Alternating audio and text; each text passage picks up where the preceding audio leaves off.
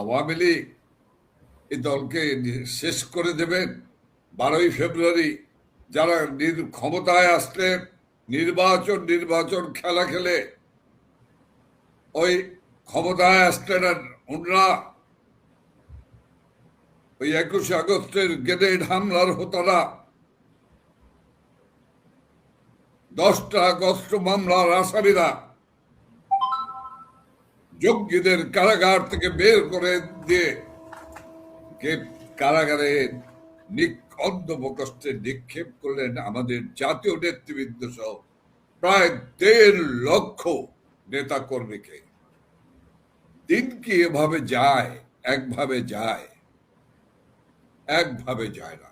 আল্লাহ তাআলা রাব্বুল আলামিনের কাছে লাখ লাখ কোটি কোটি শুকরিয়া, আমাদের প্রাণের নেত্রী শেখ হাসিনাকে এবং আমাদের প্রিয় বোন শেখ রেহানাকে আল্লাহ তাআলা রাব্বুল আলামিন রক্ষা করেছিলেন, নেতৃত্ব দিচ্ছে, নির্দেশনা দিচ্ছে।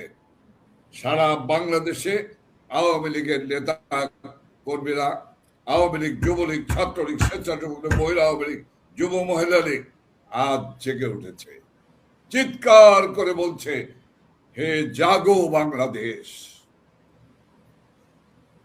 রুখে দাও। কাজেই আমি আপনাকে বলবো,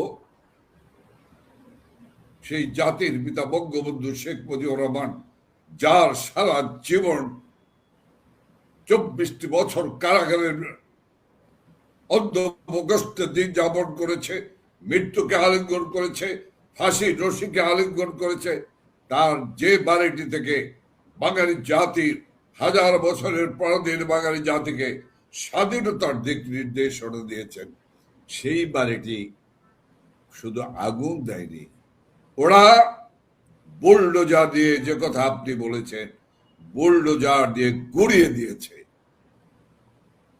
ওই 32 নম্বরকে ঘুরিয়ে দেওয়া যেতে পারে। আজ সারা বাংলাদেশের প্রতিটি বাড়ি একটি 32 নম্বরে পরিণত হয়েছে। তাই তো ওদের মাথা খারাপ।